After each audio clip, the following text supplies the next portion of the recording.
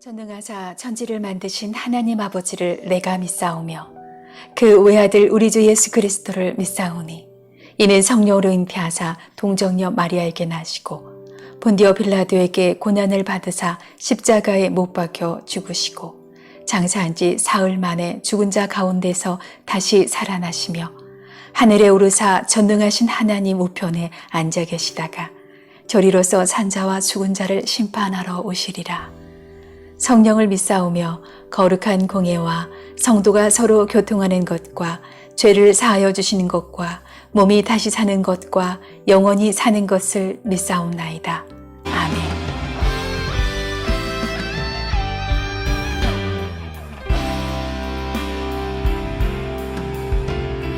내 평생 사는 동안 주 찬양하리. 여호와 하나님의 주를 찬양하리.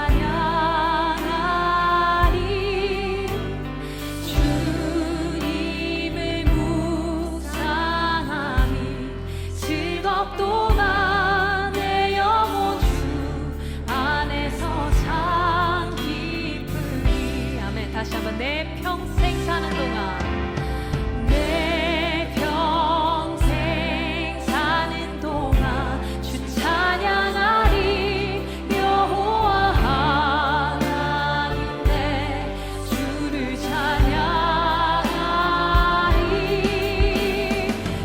주님을 묵상하니 즐겁도다. 내 영혼 주 안에서 참 기쁘리. 아멘. 내 영혼아 주님을 송축하라. 내 영혼아 주님을 찬양하라. 내 영혼아 주님을 송축하라. 내 영혼아 주님을 찬양하라. 다시 한번 내 평생에 사는 동안, 내 평생 사는 동안 주 찬양하리. 여호와 하나님의 주를 찬양하리. 주님을 묵상하니 즐겁도다. 내 영혼 주. 다시 한번 고백하기 원합니다. 내 평생에 사는 동안. 할렐루야. 내 평생 사는 동안 주 찬양하리. 여호와 하나님의 주를 찬양하리. 주님을 묵상하니 즐겁도다. 내 영혼 주 안에서 참 기쁘리. 내 영혼아 주님을 송축하라. 내 영혼아 주님을 찬양하라. 내 영혼아 주님을 송축하라. 내 영혼아 주님을 찬양하라. 내 영혼아 주님께 감사하라. 내 영혼아 주님께 감사하라. 내 영혼아 주님을 찬양하라. 내 영혼아 주님께 감사하라. 내 영혼아. 네, 우리 다 함께 자리에서 일어나 주님 앞에 감사 찬송 올려드립시다. 왕이 목 놓아 울면서 압살롬의 죽음을 슬퍼하고 있다는 소문이 요압에게 전해졌다. 그래서 모든 군인에게도 그날의 승리가 슬픔으로 바뀌었다. 왕이 자기의 아들 때문에 몹시 슬퍼한다는 소문이 그날 모든 군인에게 퍼졌기 때문이다. 그래서 그날 군인들은 마치 싸움터에서 도망쳐 나올 때에 부끄러워서 빠져나가는 것처럼 슬며시 성 안으로 들어왔다. 그런데도 왕은 두 손으로 여전히 얼굴을 가린 채로 큰 소리로 내 아들 압살롬아, 내 아들아, 내 아들 압살롬아 하고 울부짖었다. 마침내 요압이 집으로 왕을 찾아가서 항의하였다. 임금님, 모든 부하가 오늘 임금님의 목숨을 건지고 임금님의 아들들과 딸들의 목숨도 건지고 모든 왕비의 목숨과 후궁들의 목숨까지 건져드렸습니다. 그런데 임금님께서는 오히려 오늘 부하들을 부끄럽게 만드셨습니다. 임금님께서는 어찌하여 임금님을 반역한 무리들은 사랑하시고 임금님께 충성을 바친 부하들은 미워하시는 겁니까? 우리 지휘관들이나 부하들은 임금님께는 있어나마나한 사람들입니까? 임금님께서는 오늘 임금님의 본심을 드러내셨습니다. 차라리 오늘 압살롬이 살고 우리가 모두 죽었더라면 임금님께서는 더 기뻐하셨을 것입니다. 그렇지 않으시다면 이제라도 일어나 밖으로 나가셔서 임금님의 부하들을 위로의 말로 격려해 주십시오. 제가 주님의 이름을 걸고 맹세하지만 지금 임금님께서 밖으로 나가지 않으시면 오늘 밤에 한 사람도 임금님 곁에 남아있지 않을 것입니다. 그러면 임금님께서 젊은 시절부터 이제까지 당한 그 모든 환난보다도 더 무서운 환난을 당하실 것입니다.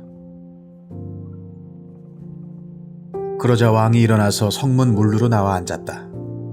임금님께서 성문 물루에 앉아 계신다 하는 소식이 모든 부하에게 전해지니 모든 부하가 왕의 앞으로 나왔다. 왕을 세우시는 하나님의 이야기 사무엘하 19장은 다윗의 귀환입니다.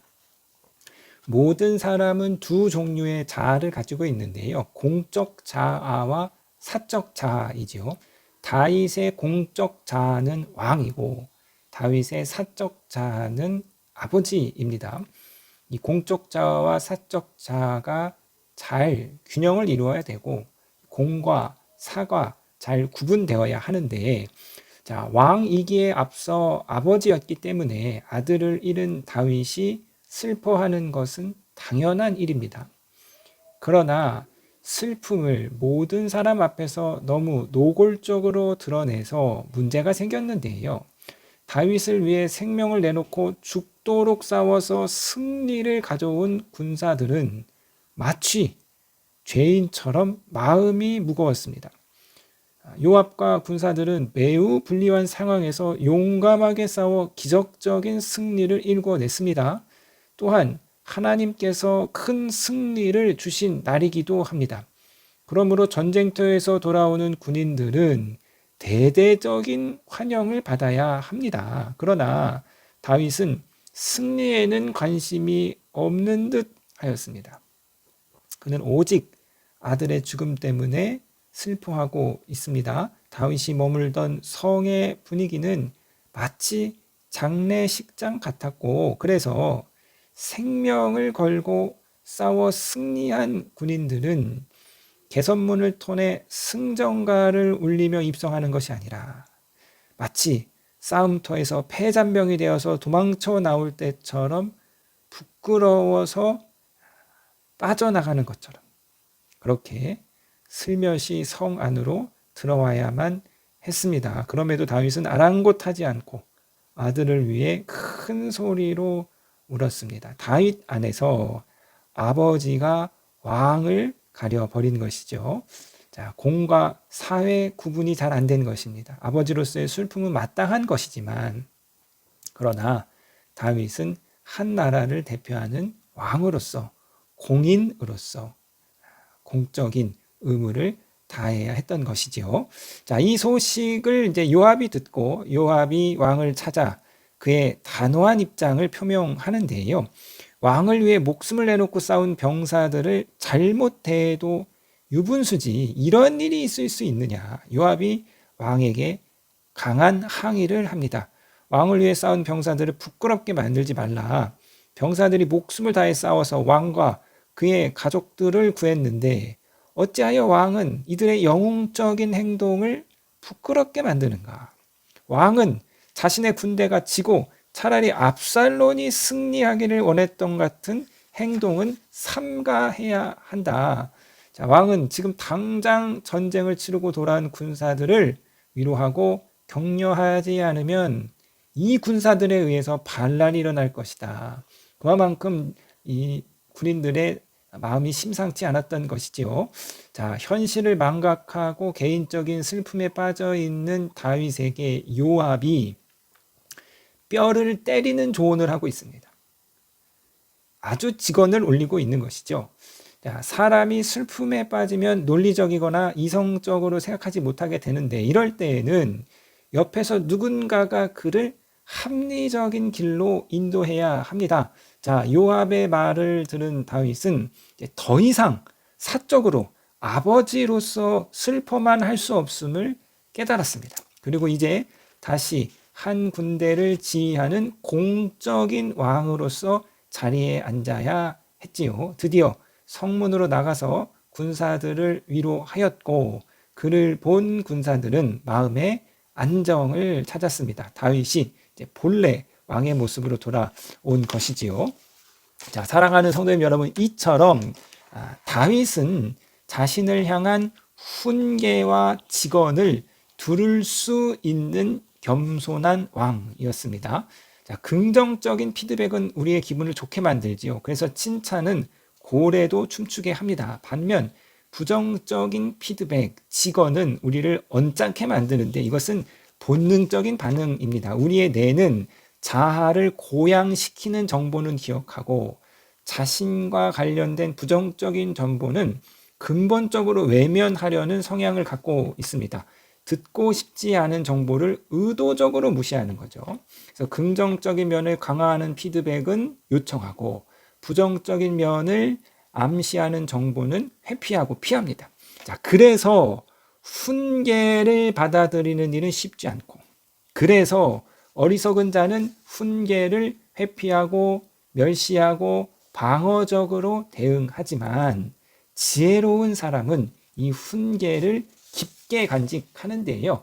자, 지혜글 잠언은 타인의 훈계, 타인의 직언, 타인의 피드백을 받아들일 것을 강조하고 있습니다. 이 훈계를 어떻게 대하느냐에 따라서 지혜로운 사람과 어리석은 사람으로 나누어진다고 말하는데요.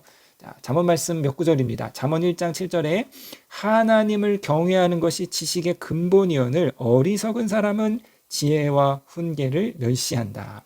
15장 5절에 어리석은 사람은 자기 아버지의 훈계를 업신여기지만 명철한 사람은 아버지의 책망을 간직한다.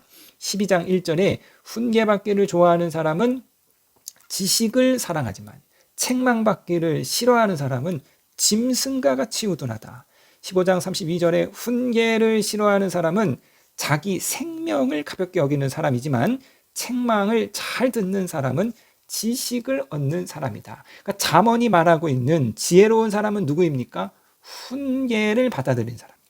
잠언이 말하고 있는 어리석은 사람은 누구입니까? 훈계를 멸시하는 사람입니다. 자, 우리가 훈계를 거부하면, 타인의 직언과 부정적인 피드백을 거부하면 우리의 삶은 점점점 작아지고 자신의 세계관 그 안에만 갇혀 있게 됩니다. 그러니까 피드백이 없으면, 정직한 피드백을 우리가 받지 못하면 우리는 정체되고 성장을 멈추는 거죠. 잠언이 말하는 건 왜 망하느냐? 훈계를 듣지 않아서 망한다. 자, 오늘 본문의 다윗은 자신에게 직언하는 사람을 물리치지 않았습니다. 자신의 범죄를 밝히는 나단 선지자를 내몰지 않았고 오늘 거침없이 왕에게 말하는 요압을 다윗 왕은 내치지 않았습니다. 다윗은 훈계를 들을 줄 아는 겸손한 왕이었습니다. 싫은 소리 하는 사람, 직언하는 사람을 곁에 둘 줄 아는 지혜로운 왕이었습니다. 흔히 이렇게 말하죠. 대통령 곁에 직언하는 참모가 없다. 그러니까 듣기 싫은 소리 하는 사람은 다 내쫓아내고 아첨하는 간신배 같은 사람만 곁에 두니 결국은 어리석은 길을 가게 되는 것이죠. 자, 사랑하는 성도님 여러분, 그렇다면 내 곁에서 나에게 직언해주는 사람이 있는가? 나에게 정말 잔인할 정도로 정직하게 말해주는 사람이 있는가? 대통령 아니라 대통령 할아버지라고 할지라도 그 곁에 직언해주는 사람이 없으면 어리석은 길로 가게 되는 것이죠. 자, 그렇기 때문에 우리의 뼈를 때리는 조언, 그 말이 기분 나쁘다고 거부하거나 부정하거나 회피하지 않고 오늘 우리가 다윗과 같이 겸손하게 받아들일 때 우리를 저 깊은 수렁텅이에서 건져 올릴 수 있습니다. 자, 마지막으로 잠언의 말씀 다시 읽겠는데요. 잠언은 이 훈계를 받아들일 것을 아주 힘주어서 강조하고 있는데요.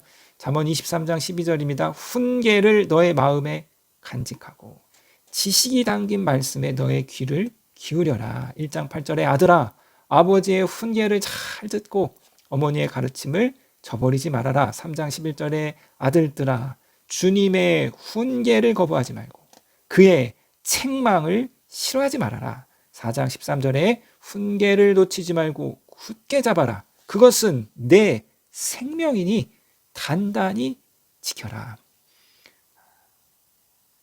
생명과 같이 우리의 주변 사람들이 또 주님이 우리에게 주시는 이 훈계를 굳게 잡아서 날마다 변화하고 성장하시고 발전해 나아가시는 저와 여러분 되시기를 주님의 이름으로 부탁드리겠습니다.